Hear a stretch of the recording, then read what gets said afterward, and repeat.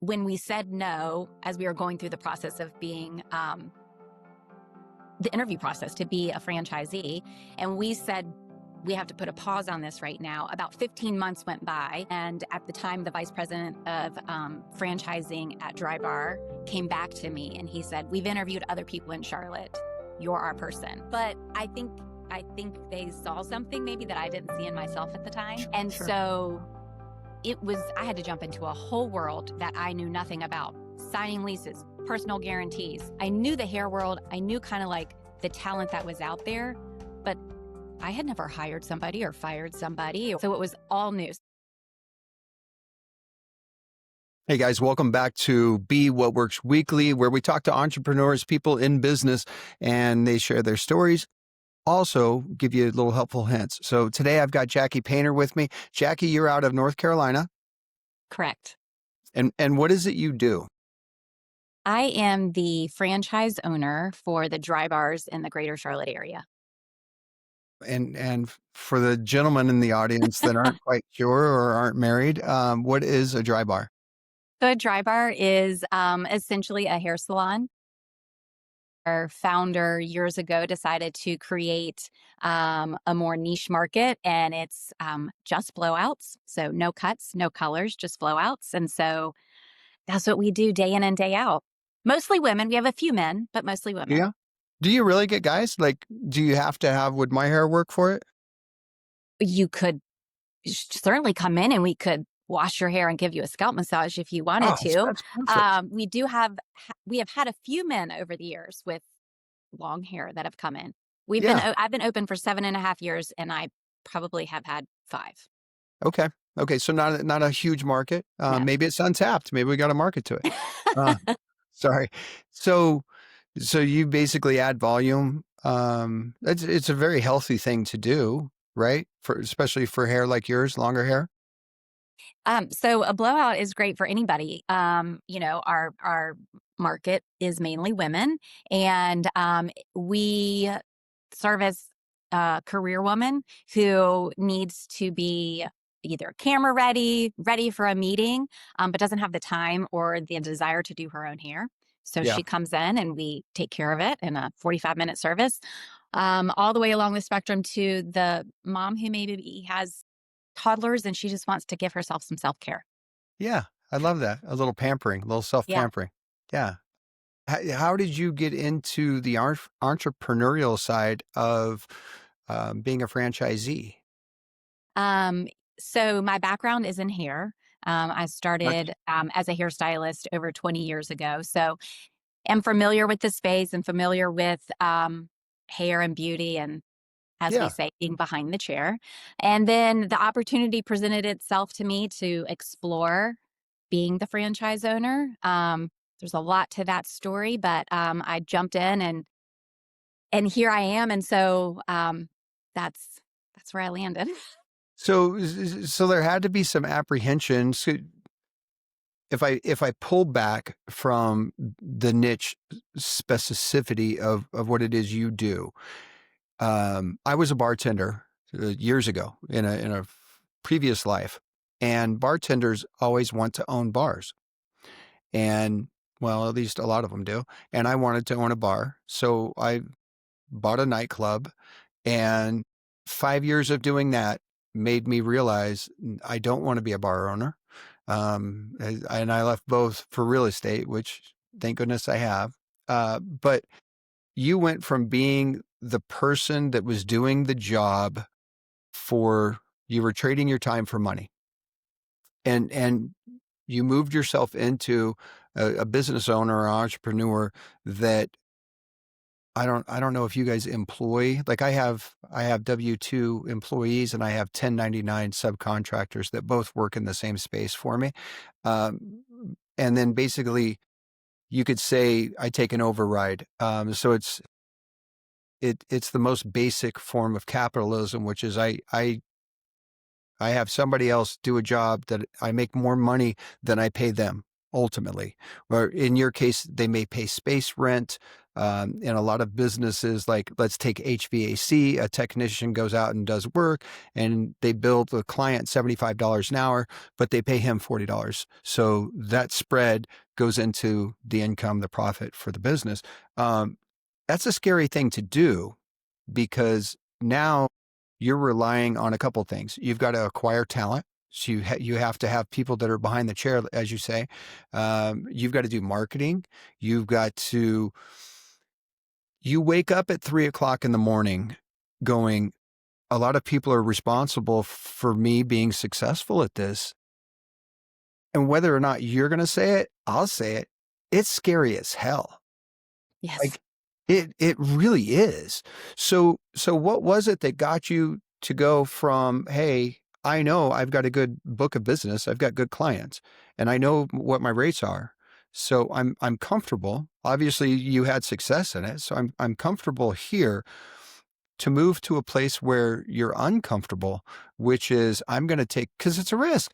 You had to sign a lease. There was probably a personal guarantee on it, I'm assuming. So now you've got some skin in the game. So if all of this does not work out, life's going to suck. Then I got to go back and I gotta do this. So I'm just playing through the things that went through my mind, making assumptions that a lot of people in that same space go through the same emotions and feelings. And we all, even the businesses that didn't work out, we all thought, hey, this is going to be great. I'm going to do wonderful. Um, what was the catalyst for you that made you say, I'm going to do this? Um, Great question. And I'm going to answer that. And you might be thinking in your head, like, why did we get this girl on here? Oh, Because in maybe reality and on paper, I'm the last person that you would think would be a business owner. And maybe it's because of like me putting myself up against what other people and what I assume or think other people have the criteria to be a business owner. sure, So sure. Yeah, we all do. I'm a cosmetologist by trade. I have my I have my cosmetology license. I didn't go to a 4-year school. I do not have a business degree. And I don't know how they landed on me to be a franchise owner. So that's where I said there was a lot to the backstory there on that. So I think probably being naive really helped me. And I um, moved forward with inquiring about being a franchise owner. And there was some starts and stops to it on my side and my husband's side when we were pursuing this. And um, when we said no, as we were going through the process of being the interview process to be a franchisee, and we said, we have to put a pause on this right now. About 15 months went by. And at the time, the vice president of franchising at Dry Bar came back to me and he said, we've interviewed other people in Charlotte. You're our person. And I'm thinking, I don't know what I'm doing. Why me? But I think they saw something maybe that I didn't see in myself at the time. Sure, And sure. so I had to jump into a whole world that I knew nothing about. Signing leases, personal guarantees. I knew the hair world. I knew stylists. I knew kind of like the talent that was out there, but I had never hired somebody or fired somebody so it was all new. So I've learned a ton in the last 7.5, 8 years. Sometimes I look at myself in the mirror and I'm like, holy cow, you're not even the same person that you were all those years ago. So it's been quite a journey. I have learned, again, things I didn't even know that I was going to learn in this lifetime. And it's scary. You're constantly watching the inflow of cash and the outflow I have 4 locations right now, so I'm up to like 80 employees, which is another segment to another podcast probably. Right, That's the right. hardest part. Well, that's But 80 different personalities.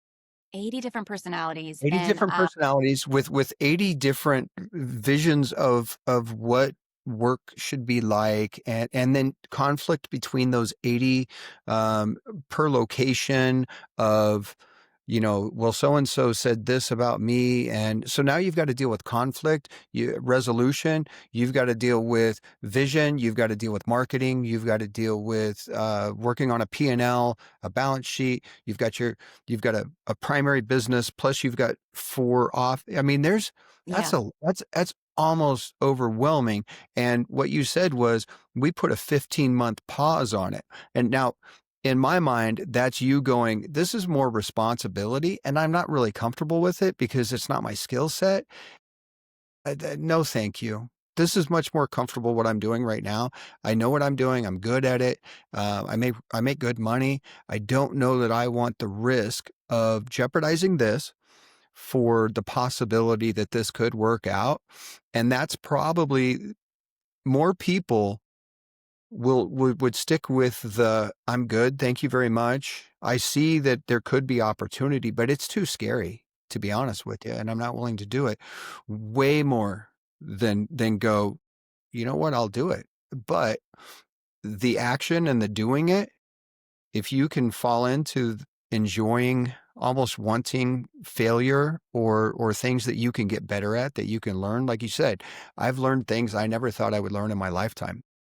Now you've got the skill set to say, do I want to apply it someplace else? Do I want to go someplace else? Do I want to grow bigger? Now you know you can do it.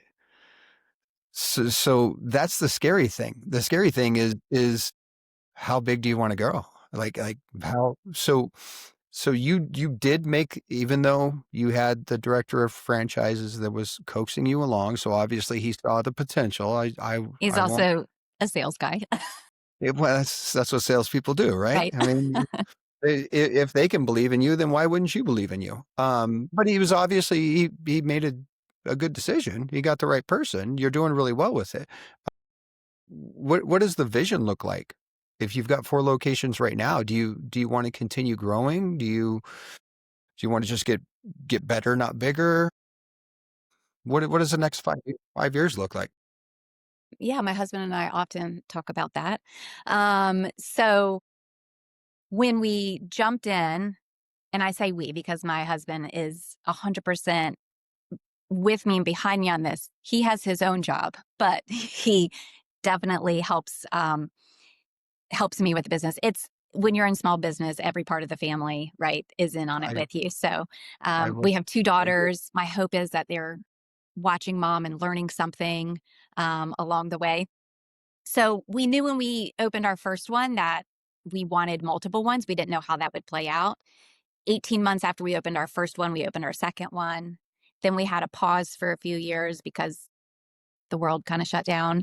Yeah. And then we Oh just yeah. opened our last two, um, 18 months apart, with our last one opening this past April. So we knew, and I signed an area development agreement. So I definitely knew if I was going to do this, I wanted to be the only one in this market. And so I locked down the market. And so we've been able to, over the last 7.5 years, focus on growing our footprint here in Charlotte.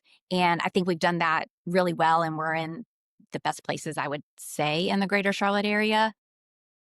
When we open our fourth one in April, it's kind of like we turned a page and we had our mindset now, okay, now it's profitability. Now we scaled our footprint and now we have to scale within those businesses. So that's where our focus is right now. I like that. I like that. So increase profit margin. So we sell more product. We provide more services. Yeah, open up. I like that. Well, plus you went into a franchise, and the nice thing about a franchise is a franchise has standard operating procedures. This is how we do it. This is how we help you find the location, I'm assuming, based on foot traffic, based on traffic patterns, all of the stuff that if you just came up with a wild idea, which there are some really successful entrepreneurs that go, hey, let's do a blowout bar. Okay, cool. What will we call it? Oh, I don't know. Hair and blow. Yeah, that's not going to work. And run it through ChatGPT but you're actually, and franchise ors receive part of the income based, that's the way it works. But you basically get hey, we've done this is the stuff that's really going to take a lot of time. So you're going to get our help. We're going to work as partnerships. So I work at a Remax, and Remax is the same way. It's a franchise. So the good news is I don't have to tell people, hey, I'm with Mike Wood Real Estate. And they go, I don't know who Mike Wood Real Estate is, but I go, I'm with Remax. And they're like, oh, Remax. Yeah, I know Remax. So, but it cost me money to be there. So there's that trade off. If you could have done something different from the moment you said yes, and it could be more than one thing. And I'm not saying regrets. These were probably lessons that you learned, but they may have cost you either time, money, frustration, um, and somebody were thinking about doing what you were doing. What would be the tips or the hacks that you would say, hey, I did this and I should have done this instead? Um, I think I ask myself that question every day. Like, okay, what can we learn from this situation? I will say when we dug into Dry Bar and the whole process of becoming a franchisee, I quickly learned that um, being part of a franchise system works really well for me. I do really well with structure. Do It's very handy that they give us resources and they're there for support. And so, you know, again, I try to stay on two pathways for me in business, and it's people and processes. And so, the Marcus Lemonis. yes, Dry Bar Corporate, which is actually a company called WellBiz, and they own multiple franchise um, brands, does really well in helping with the process. I'm able to tweak the process for what works for me in my shops, which is great. But that's super helpful. On the people side, I love people, and I love, even though I'm an introvert, I do love people, and I love the ability to understand them and understand their stories and all of that. That being said, the people are the hardest part of the business. And my brother in law is also in business. And so he's been a great mentor to me through this process. And one of the things that he told me early on was to hire slow and fire fast.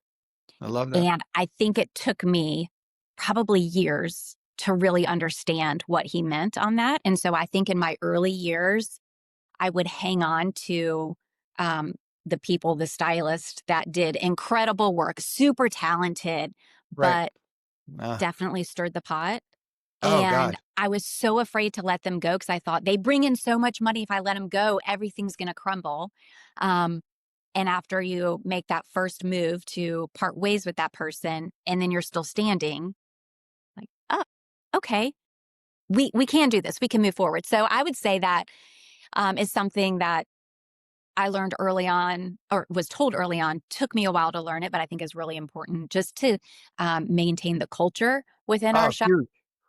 That Uh, is that you nailed it right there. Is that one cancerous person, and it happens in sales all too often, and I've had it happen with me where I defend somebody because their numbers are so good that I go, well, you sell that much, I guess you can be a and but it kills the culture and what it does. And there's a phrase I wish it would come to my mind right now, but the cost of enabling a bad person uh, is more reflected on the good people that maybe don't hit those same numbers that end up leaving. Because if you let the top producer stick around, you end up losing the really good.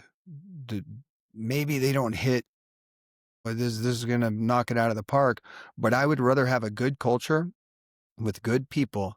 I mean, my thing now is I hire kind people. That's it. I'm done with selfish. I'm done with me over you, and I'm done with the cancerous ones that the negativity spreads, and then all of a sudden you're looking around going, "What in the world?" Now everybody hates each other. So I love that one. What was outside of you learning? Well, I guess I probably should ask this. You've had to learn leadership skills too. yes, I think I've maybe naturally had them all along, but didn't really utilize them or have the space to utilize them or fully understand. Um, that being said, definitely have learned a lot of leadership skills. Yes. I love that. I love it. It was the one thing nobody ever told me because I was really good at helping people buy and sell real estate, and then really good at them sending more people over to me. And then after a while, I couldn't maintain. It's like you. If you're really good at cutting hair, and then all of your clients bring more clients, eventually your book is full. So you're either going to work 12 hours a day, 7 days a week, which you're not going to. Right. Then you bring in other stylists, and then you have to be the boss of how this goes and all that. So nobody ever taught leadership skills, but I think they're essential, especially in an entrepreneurial role. Um, so nothing, there were no bad stories. There was no like, oh, I really screwed this up. Gosh, yes, Good. for That's what I sure. want. I mean, Yeah, let's go. I've been, late in placing product orders and we're like scrambling trying to get product in the shop. I've, put the wrong people in leadership roles and it like was completely disastrous. My goodness, what have I've mishandled a customer service issue. You Oh, name it, that's I've done it. yeah, that's a really good one. But each one you learn something from. Each one you get a little bit better at it next time. How do you get to a mindset of giving yourself grace and stuff like that? Because those are the types of things that people will just beat themselves up over. I can't believe I put that person in there. How did I not see this? Oh, the red flags. I'm so stupid. Blah blah blah. And then I'm never going to do that again. Oh, now I'm afraid of hiring. So how do you maintain the mindset of, hey, uh, what's in the past is in the past. We're growing, we're getting better, we're gonna refine. Um, it's a daily thing. I think because I'm also a mom, I live with a lot of mom guilt that my kids are gonna, be in therapy later because mom's on her laptop all the time. So I have like the mom So guilt and then I have the work guilt. I think what has been helpful is each each year that passes, this in the same situation comes up again, maybe or a similar situation. I know I survived that bad decision or that,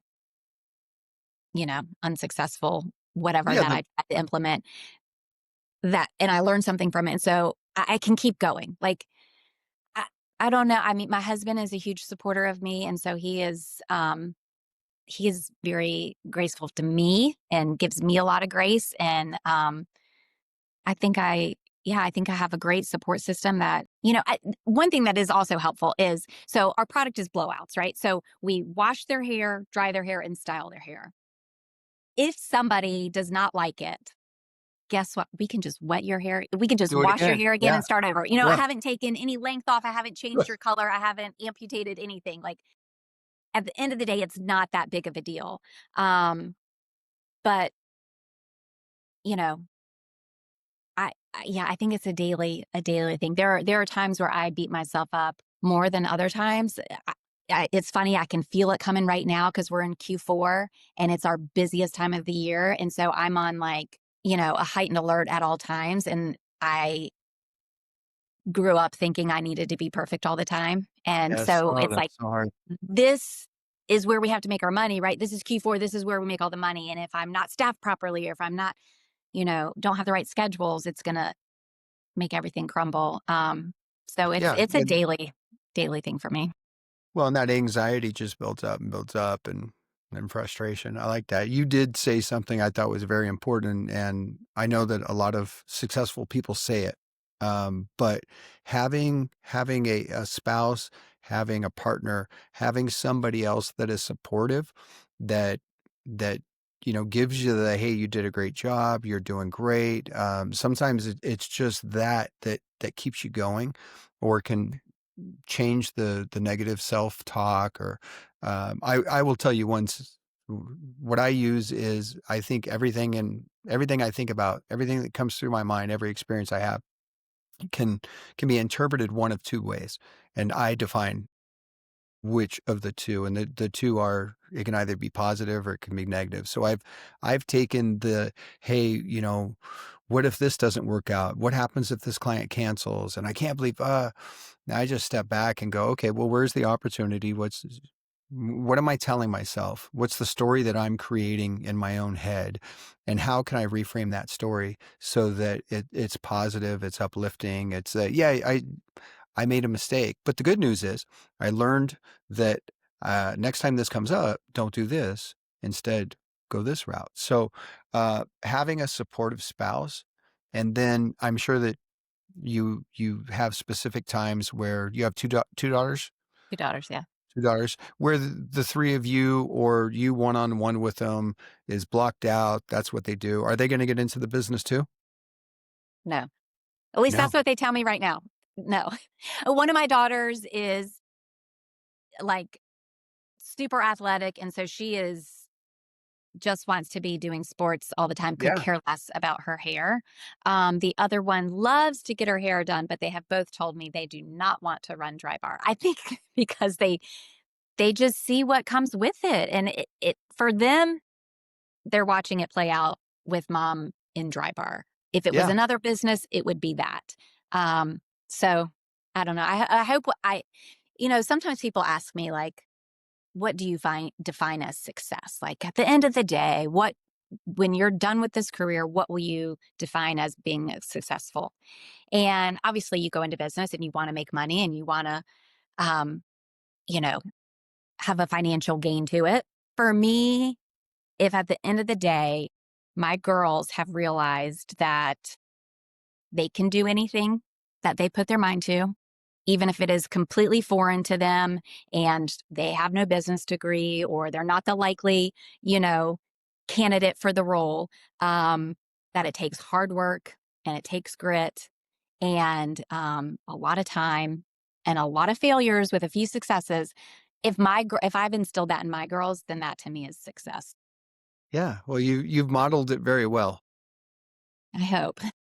Yeah. No, you have. I mean, I'll tell you without even knowing them or you is and that's what kids what they see reinforces what they believe. So and sharing that story with them is also very powerful. So if somebody were listening um and they were going to be in Charlotte and they wanted to come by and see a location, do you have a website? Do you have social media? Anything that they could follow along with?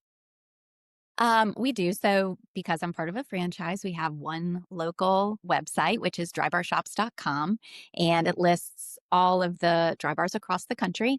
And then locally, we rely on Instagram. And so we have a Dry Bar Charlotte Instagram that kind of shares what we're doing. I love it. I love it. That's the new thing. Businesses are creating clients that would not necessarily know about them or what they do by showing what they do, who they help. I love it. Well, I appreciate your time, Jackie. I hope you have a great Yeah. rest of your day. Yes, you too. Thank you. Bye.